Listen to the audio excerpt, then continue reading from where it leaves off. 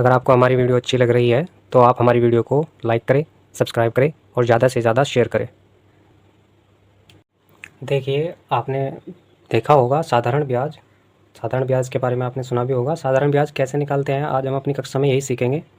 साधारण ब्याज होता क्या है, निकालते कैसे हैं, इसका सूत्र क्या होता है, सब हम अच्छी तरीके से जानने की कोशिश करेंगे। सबसे पहले हम देखते हैं साधारण ब्याज का फॉर्मूला क्या होता है। साधारण ब्याज का जो सूत्र होता है वह होता है साधारण ब्याज बराबर होता है मूलधन गुणा दर गुणा समय बटे 100। ये जो परसेंटेज मैंने यहाँ से मिटाया है, यही परसेंटेज बटे में 100 के रूप में काम करता है, इसीलिए मैंने यहाँ से परसेंटेज मिटाया और 100 लिखा। तो इसका सूत्र होता है मूलधन गुणा दर गुणा समय बटे 100। ठीक है, दर प्रतिशत में होती है, प्रतिशत का 100 नीचे आ गया। ठीक है, इसीलिए इसके नीचे 100 लिखा जाता है। तो साधारण ब्याज का फॉर्मूला क्या होगा, मूलधन गुणा दर गुणा समय बटे 100। अब हमें समझने की बात यह है कि ये मूलधन होता क्या है, दर क्या होता है और समय क्या होता है, ये तीनों चीज़ें हमें समझनी है। तो चलिए इन तीनों चीज़ों को हम समझते हैं। मूलधन बराबर होता है जो पैसा हम उधार लेते हैं, जो उधार लिया जाता है वही क्या होता है, मूलधन होता है। जैसे हमने किसी से 5,000 रुपये लिए, 5,000 उधार लिए, तो ये क्या होगा, 5,000 हमारा क्या होगा, मूलधन। ठीक है, आपको बहुत ही अच्छे से समझ आ गया होगा मूलधन हम किसे कहते हैं। जो पैसा, जितना पैसा हम उधार लेते हैं किसी से कुछ समय के लिए, उसी को हम क्या कहते हैं, मूलधन कहते हैं। मान लीजिए हमने किसी से 50,000 रुपये उधार लिया।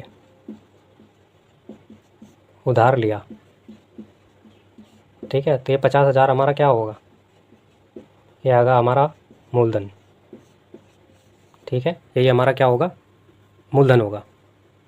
ठीक है, अब मान लीजिए हमने किसी से 2,000 रुपये उधार लिए, तो यही हमारा क्या होगा, मूलधन होगा। आशा करता हूँ कि मूलधन आप समझ गए होंगे क्या होगा। इस सवाल में साधारण ब्याज निकालने के लिए मूलधन गुणा दर गुणा समय बटे 100 होता है। तो इसमें जो मूलधन होता है वो रुपया, वह पैसे जो हम उधार लेते हैं किसी से। 5,000 उधार लिया तो मूलधन हुआ 5,000। 2,000 उधार लिया तो मूलधन हुआ 2,000। 50,000 उधार लिया तो मूलधन हुआ 50,000। ठीक है, जो उधार लिया वही हमारा क्या होता है, मूलधन होता है। ठीक है, अब समझते हैं हम दर किसे कहते हैं। दर क्या होता है,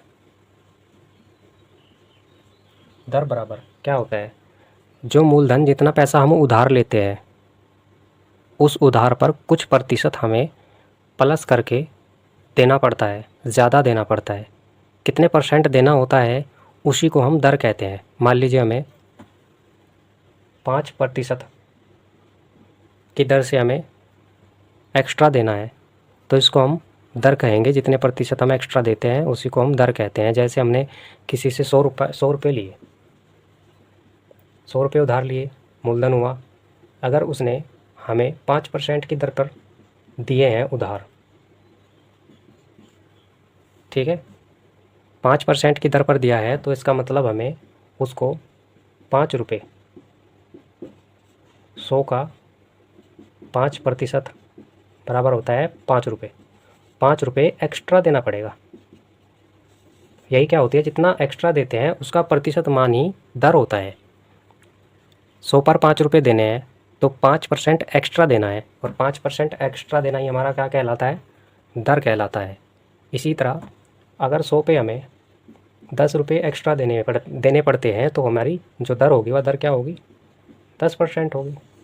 दर हमेशा क्या होती है, दर हमेशा वार्षिक होती है। वार्षिक का मतलब एक साल में हमें 10 रुपये अधिक देने हैं तो 10% दर का मान होगा, और हमें एक साल में 5 रुपये अधिक देने हैं तो दर का मान होगा 5%। दर हमेशा वार्षिक होती है। ठीक है, जैसे ही हम इसका 1-2 सवाल करेंगे तो आपके आराम से समझ में आ जाएगा। मूलधन क्या होता है, मूलधन वह पैसा जो हम उधार लेते हैं और उस उधार पर जितना % एक्स्ट्रा हमें देना पड़ता है उसे कहते हैं दर, और जितना समय लगता है उसको बोलते हैं हम समय। यदि उसने हमें समय बराबर क्या होता है, 2 साल के लिए लिया तो समय बराबर 2 साल, 3 साल के लिए लिया तो समय बराबर 3 साल, 5 साल के लिए लिया तो समय बराबर 5 साल। ठीक है, समय बहुत आसान है, समय को आपको समझने की ज़रूरत है भी नहीं। अगर पैसा हम 3 साल के लिए लेते हैं तो समय हमारा 3 साल, 5 साल के लिए लेते हैं तो 5 साल। मूलधन और दर आपको समझना था, वही मैंने आपको समझा दिया है। अब हम 1-2 एग्जाम्पल इसके ले लेते हैं साधारण ब्याज के, आपको और अच्छे से समझ आ जाएगा। चलिए इसका हम एग्जाम्पल देख लेते हैं। अब आपके बिल्कुल आसानी से समझ आ जाएगा मूलधन क्या होता है, दर क्या होता है, समय क्या होता है। देखिए, श्याम ने 5,000 रुपये उधार लिए। ठीक है, तो मूलधन हमारा क्या हुआ? मूलधन हमारा हुआ बराबर 5,000 रुपये। मूलधन हमारा क्या हुआ? 5,000 रुपये। ठीक है, 10% वार्षिक दर। ठीक है, तो दर हमारी क्या हुई? 10%। दर हमारी हुई 10%। अब इसके बाद क्या बचा? समय। समय बराबर है 2 साल। 2 साल का साधारण ब्याज क्या होगा? 2 साल, समय बराबर क्या हुआ? 2 साल। ठीक है, हमें क्या करना है? साधारण ब्याज। साधारण ब्याज का अभी अभी मैंने सूत्र आपको बताया था। साधारण ब्याज बराबर होता है क्या? मूलधन। ठीक है, मूलधन गुणा दर गुणा समय बटे 100।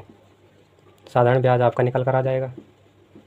मूलधन की जगह मूलधन कितना है? 5,000 गुणा दर कितनी है? 10% गुणा समय बराबर कितना है? 2 साल। परसेंट नीचे आ जाएगा, हो जाएगा 100। अब हम इसको हल कर देंगे, 2 जीरो से 2 जीरो कट जाएगी। साधारण ब्याज बराबर क्या होगा? 50 की गुणा 10 में 500 गुणा 2 बराबर 1,000 रुपये। यही आपका क्या होगा? साधारण ब्याज होगा। तो हमारा साधारण ब्याज क्या आया? बराबर 1,000 रुपये। बस ऐसे ही आपको साधारण ब्याज किसी भी प्रश्न में आसानी से निकाल सकते हैं। इसी को हम साधारण ब्याज कहते हैं। इसका एक एग्जांपल और देख लेते हैं साधारण ब्याज का। माना हमने जो उधार लिया वो है 10,000, तो 10,000 हमारा क्या होगा? मूलधन होगा। हमारा मूलधन 10,000। मान लीजिए दर है हमारी बराबर 20% वार्षिक। दर हमेशा वार्षिक होती है। ठीक है, उसके बाद समय, मान लिया हमने 5 साल के लिए लिया है, तो साधारण ब्याज बताना हमें कितना है? साधारण ब्याज बराबर, साधारण ब्याज का फॉर्मूला क्या होता है? मूलधन गुणा दर बराबर 20% गुणा समय बराबर 5 साल बटे 100। 2 जीरो से 2 जीरो कट जाएगी। 20 पंजे होता है 100 और 100 की गुणा करनी है 100 के साथ, बराबर क्या है? 10,000। तो हमारा साधारण ब्याज बराबर क्या होगा? 10,000। यही हमारा क्या होगा? आंसर। आई होप के साधारण ब्याज निकालना बहुत ही अच्छे तरीके से सीख गए होंगे। इसी के साथ हम अपनी वीडियो को समाप्त करते हैं। अगर आपको वीडियो अच्छी लग रही है तो हमारी वीडियो को लाइक करें और सब्सक्राइब करें। धन्यवाद।